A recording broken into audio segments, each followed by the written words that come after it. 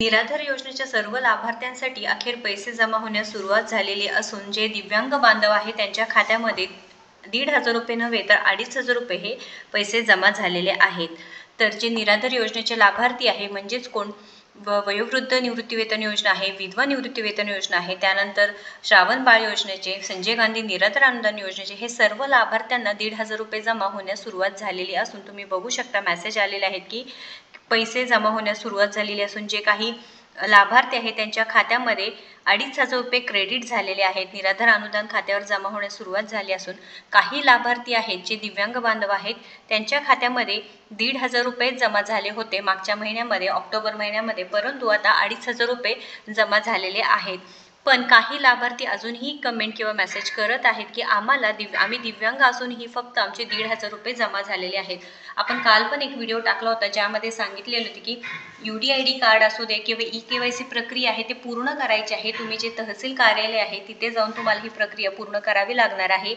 जे काही पैसे आहे तुमच्या खात्यामध्ये 100% येणार आहे, कारण डॉक्युमेंट सबमिट केल्यानंतर तुम्ही स्वतः तिथे चेक करायचं आहे तहसीलदार कार्यालयामध्ये जाऊन की तुमची KYC झालेली आहे का नाही।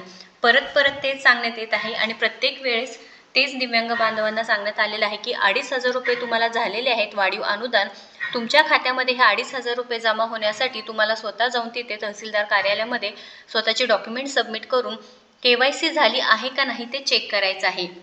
तुम्हाला किती पैसे जमा झाले आहेत नक्कीच कमेंट करून सांगायचं आहे। तुमचा जिल्हा कोणता आहे, गाव कोणता आहे नक्कीच कमेंट करून सांगायचं आहे।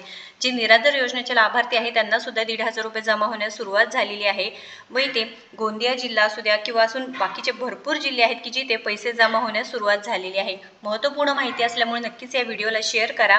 दिव्यांग बांधवांना नक्कीच सांगायचं आहे की तहसीलदार कार्यालयामध्ये जाऊन तुम्हाला जे डॉक्युमेंट सांगितलेले आहे ते डॉक्युमेंट सबमिट करून UDID कार्ड असू द्या किंवा EKYC प्रक्रिया असू द्या पूर्णपणे करून घ्यायचं आहे, जेणेकरून तुमच्या हक्काचे 2,500 रुपये तुमच्या खात्यामध्ये जमा होणार आहे। तर अतिशय आनंदाची बातमी आहे, अखेर आजपासून पैसे निराधार योजनेचे जमा होण्यास सुरुवात झालेली आहे।